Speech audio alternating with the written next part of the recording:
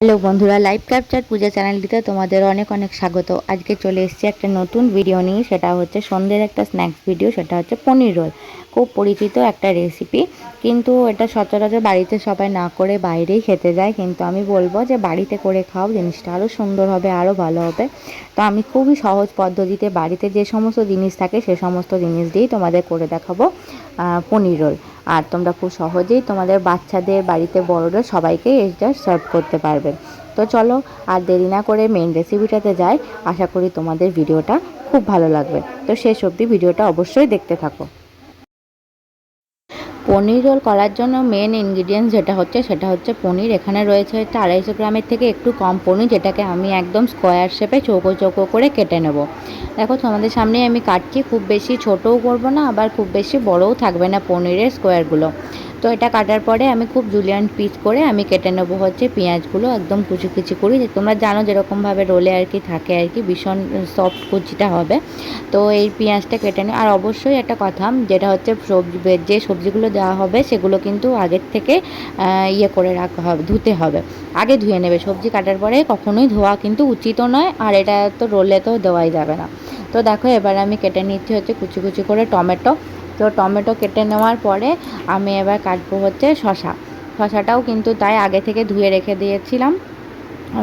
শশাতে এমনিতেই একটু জলের পরিমাণটা বেশি থাকে, তোমরা জানো। সেজন্য শশাটা আগে থেকে ধুয়ে রেখে দিলে শশাটার মধ্যে জলের পরিমাণটা একটু কমই হবে আর কি। তো দেখো এবার আমি শশাটাকেও খুব কুচি কুচি করে কেটে নেব। তো শশা কেটে নেওয়ার পরে আমি এবার চলে যাব হচ্ছে মেন ইয়েতে। তো দেখো আমার সমস্ত সবজিগুলো কাটা হয়ে গেছে, পনির, শসা, টমেটো, আর আমি এখানে তোমরা একটু লঙ্কাও ইউজ করতে পারো, আমি দিইনি যেহেতু ননু খাবে বলে। তো দেখো এবার আমি চলে এসেছি।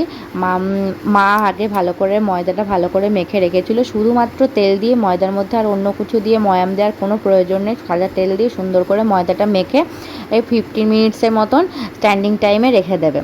তারপর হয়ে গেলে আমরা একদম বড় বড় করে নেচি করে একদম বড় গোল পিট করে যেরকম পরোটা হয় সেরকমভাবে হালকা সাদা তেল দিয়ে আমরা পরোটাটাকে সেঁকে নেব।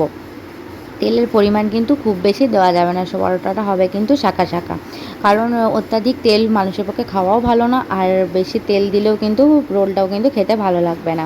তো দেখো আমরা একদম সুন্দরভাবে ওখানে পরোটাটা হতে রইলো।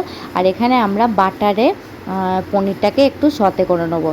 বাটারটাকে দেখো গরম করতে দিয়ে দিয়েছি, বাটারটা গরম হয়ে মেল্ট হয়ে গেছে। এবার এর মধ্যে দিয়ে দেবো হচ্ছে পনিরটাকে আমরা খুব ডিপ ফ্রাই করবো না, হালকা ফ্রাই করে পনিরটাকে আমরা আবার তুলে নেবো। এরকম সব বাটারে সমস্ত পনিরগুলোকে এরকমভাবে হালকা ফ্রাই করে আমরা ভেজে নেব, বেশি ডিপ ফ্রাই করব না। আর বাটারের মধ্যে যেহেতু একটু সল্ট থাকে, সল্টের পরিমাণটা কিন্তু পনিরের মধ্যে ঢুকে যাবে, আর পনিরটা কিন্তু টেস্ট হবে খেতে। তো দেখো এবার চলে এসেছি পরোটাটাকে হয়ে গিয়ে, তোমরা দেখতে পাচ্ছ পরোটার মধ্যে পনিরগুলো এরকম লম্বা করে সাজিয়ে তার মধ্যে শসা, টমেটো, পেঁয়াজ আর সামান্য পরিমাণে গোলমরিচ গুঁড়ো দিয়ে দিলাম। এবার এর মধ্যে দিয়ে দেবো হচ্ছে কিচেনের টমেটো সস, দিয়ে এটাকে হালকা হাতে খুব সুন্দর করে একটা র্যাপ করে নেবো। আর কাগজ দিয়ে, আমার কাছে না বাটার পেপার ছিল না, সেজন্য আমি এমনি টিস্যু পেপার ইউজ করেছি। তো দেখো হয়ে গেছে পনির রোল।